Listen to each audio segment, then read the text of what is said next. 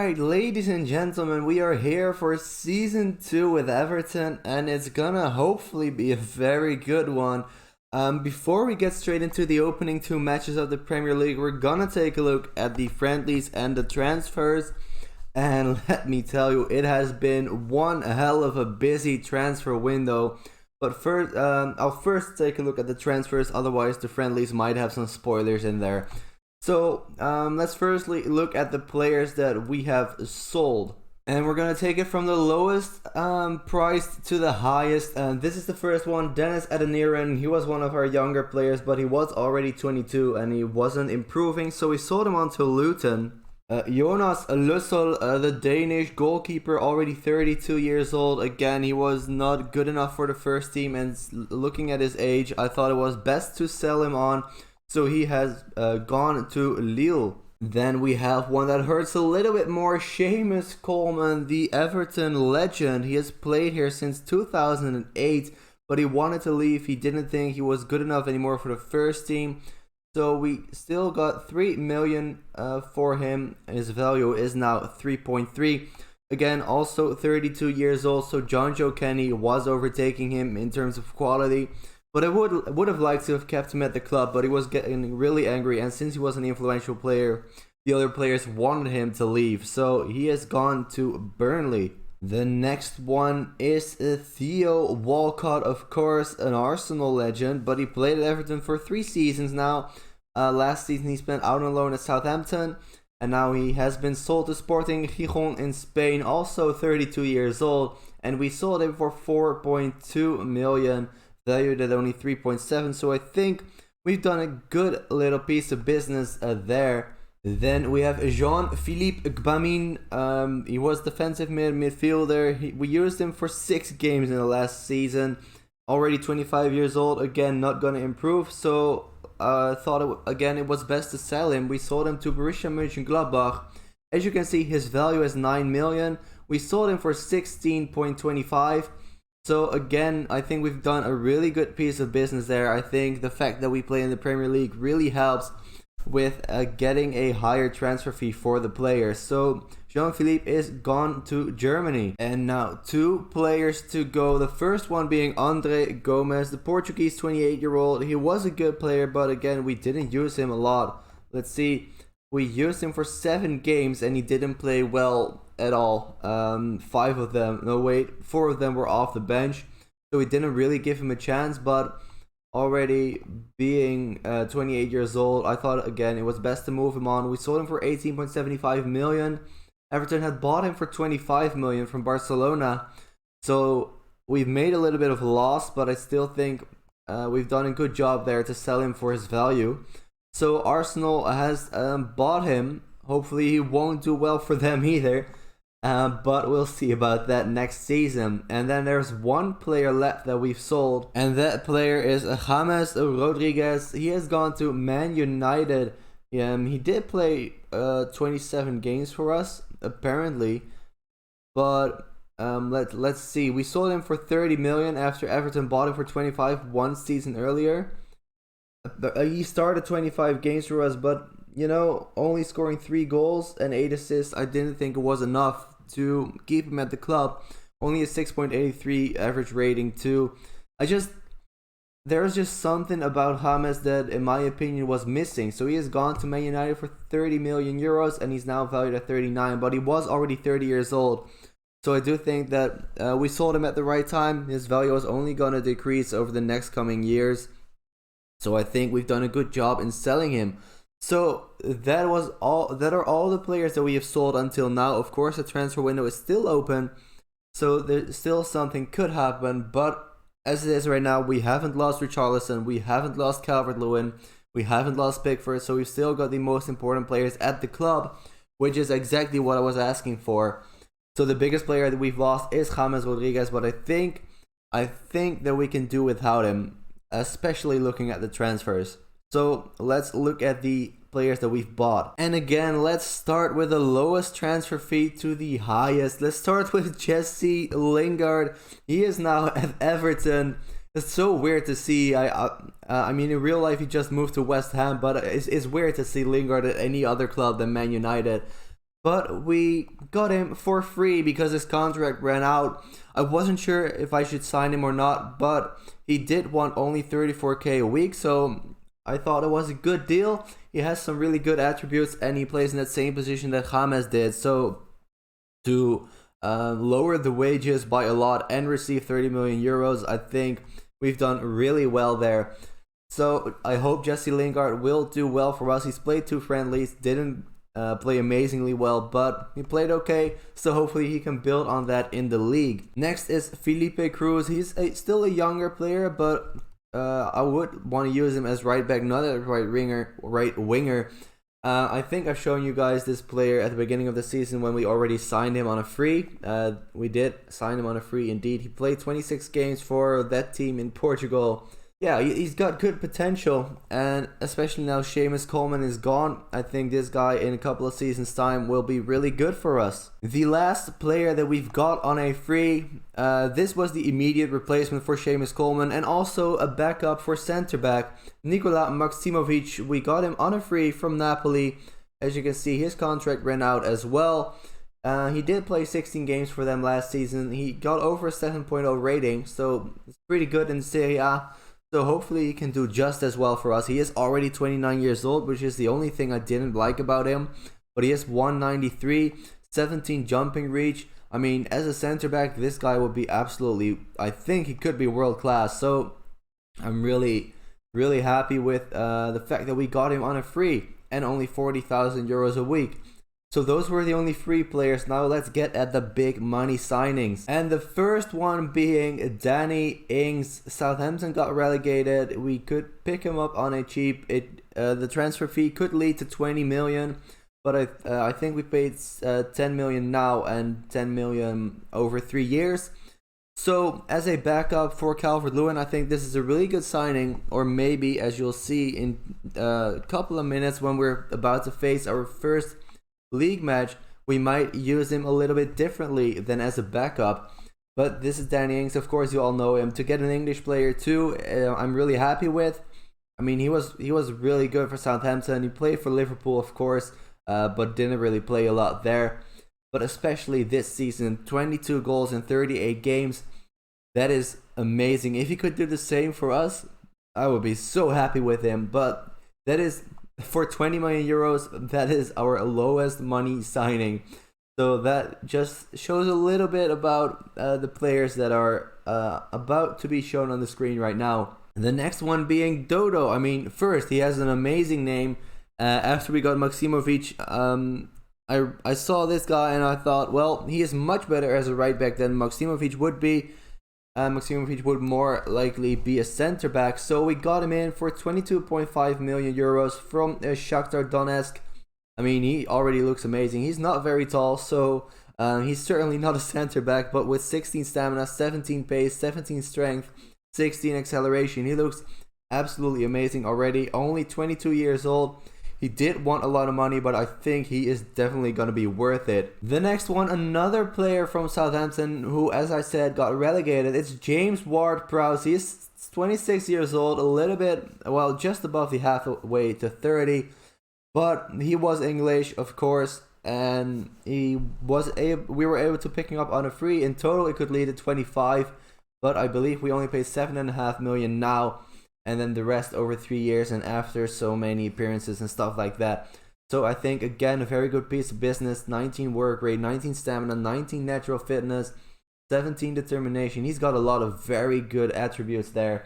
So I think we're going to really enjoy him this season. Southampton have enjoyed him from the last 11 years. He's played 262 games for them. Only scored 24 goals. But of course, you can't see how many assists he's got. He got 2 in the last season, but that wasn't his best year. Of course, Southampton getting relegated, you don't expect him to score 10 goals and 10 assists.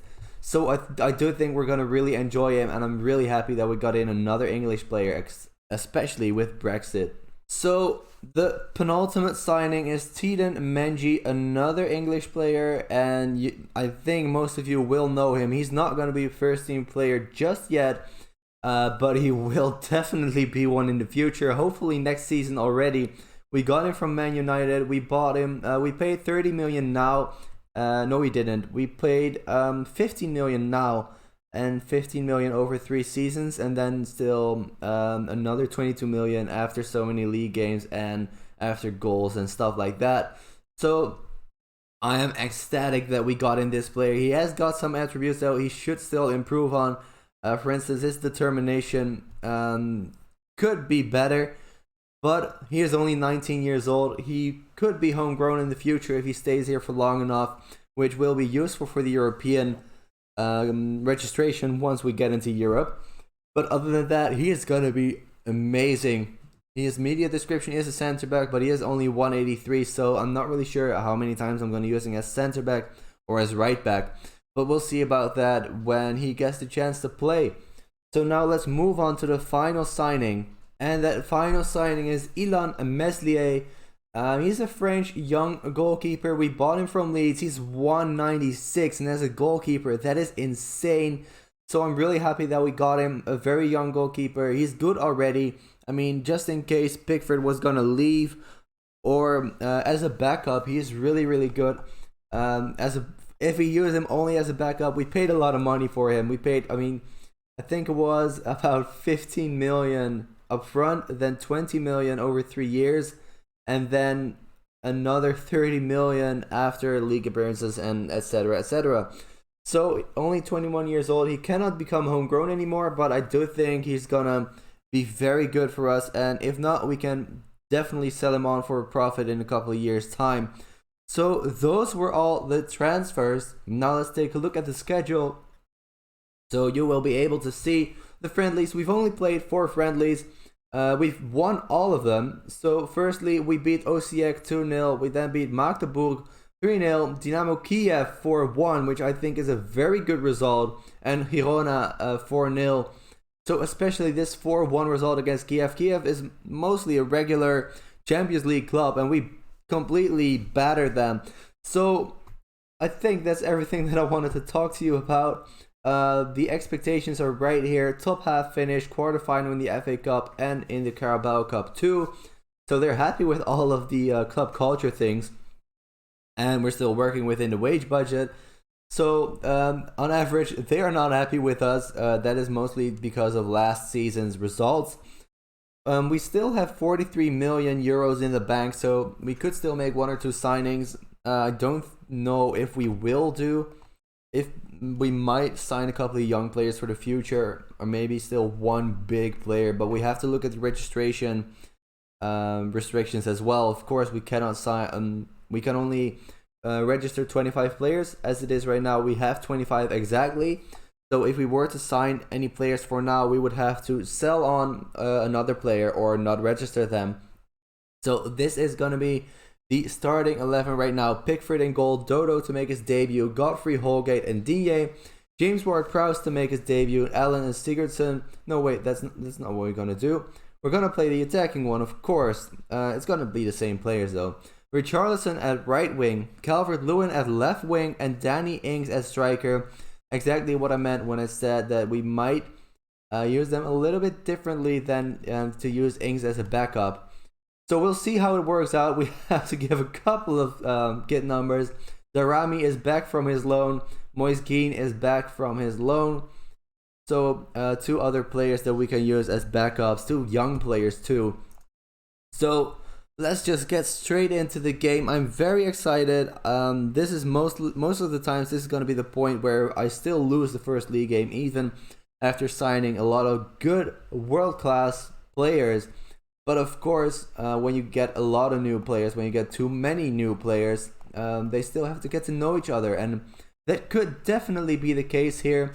But let's get straight into it. Let's hope we can pick up the 3 points here in the first game of the season. Liverpool have already taken the lead after 2 minutes, and they're already 2-0 up. Alright, so they're doing well. But we're looking at our own game, of course. That's the most important one here. And Dominic Calvert-Lewin, not only was he the top scorer of the Premier League, he also got Europe's top marksman. So, you know, where they get a certain amount of points per goal, and the player with the most amount of points gets the top marksman. That this season was for Dominic Calvert-Lewin. So I'm really happy for him, and that really shows that we should definitely do everything in our power to keep him at the club, as we've done until now at least. A lot of space here on the left side. Can we do something with it? Calvert-Lewin with the cross. Richarlison! There is the first goal of the season. Calvert-Lewin with the assist. Richarlison with the goal. That is what we like to see. And we've taken the lead against Wolves. And we move up to 8th place, which says absolutely nothing. But there's the halftime whistle. We're still leading at the break. So let's try to keep that lead and not lose it, which we have done so many times in the past. Especially last season, of course, which was the only season that we've played. But yeah, a good start. Definitely a good start. So the promoted clubs, as you can see, Nottingham Forest are back in the Premier League. And they're actually leading 3-0 against Bournemouth, who have bought David Luiz. What? That is definitely something that I did not expect to see. What is less surprising is that David Luiz has picked up a red card after 12 minutes. But Nottingham Forest getting back into the Premier League together with Bournemouth, obviously. For them to immediately get their first win is insane. Let's make a few subs. Let's get Moise Kean on, Calvert-Lewin into the striker, Doucouré on for Allen because he picked up a knock, and Holgate on a yellow off for Maksimovic. So another debut for Nikola Maksimovic at centre back. Let's hope that he can keep a clean sheet here. We are still up 1-0. Only 10 minutes to go. Let's praise the players one last time for injury time. And it looks like we're going to get the win there. Only 2 minutes. There we go. Full time. We've picked up the win against Wolves. Wolves who, of course, as you may remember, last season were definitely up there in the European qualification spots. So to have picked up 3 points against them could be really, really decisive at the end of the year. If they are up there too, because of course we want to qualify for at least Europa League, hopefully the Champions League, but that will be difficult. Allen is injured for 1 to 3 days, but it could be worse. We're playing Arsenal next, who have just lost to Chelsea 3-1, so we might actually have a chance. But yeah, that was the first match of the year, well, of the season. I'm very happy with the result. I hope you are too. I'm going to see you guys in just a second for the match against Arsenal. And here we are, the game against Arsenal. We have signed a new player, but we haven't sold anyone yet. We are trying to sell 2 players, but the player that we have bought, who cannot play for us right now, but it is, let's look at him, it's Tahith Chong from Manchester United. He was placed on the transfer list. So we tried to go in for him for 5 million euros. They accepted, but after we got out his minimum fee release clause of his contract, he straight up rejected it. So we tried to go in with the same offer again. Man United didn't accept it. We had to pay a little bit more. We paid 7 million now, and then I think about 15 million over 3 years. I believe it was, or was it not? Yeah, it was. Something like that. But he's already got 2.5 star current ability and 4.5 star potential. He's already 21 years old. But if he does reach his potential, he will be a world-class player. So I'm really looking forward to him. He is only 21, so he can't play for the under-23s as long as he cannot play for the senior team. And he does only expect to be a breakthrough prospect this... he agreed to fringe player, but he is a breakthrough prospect. But either way, he doesn't expect to play much. So that is all good. So let's get straight into the game against Arsenal. We're playing our more defensive tactic here. It is with the exact same players. So no new debuts this game. Pickford, Dodo, Godfrey, Holgate, Digne, Ward-Prowse, Allen, Sigurdsson, Richarlison, Calvert-Lewin, and Danny Ings as striker. I say no changes. I think there's no changes, right?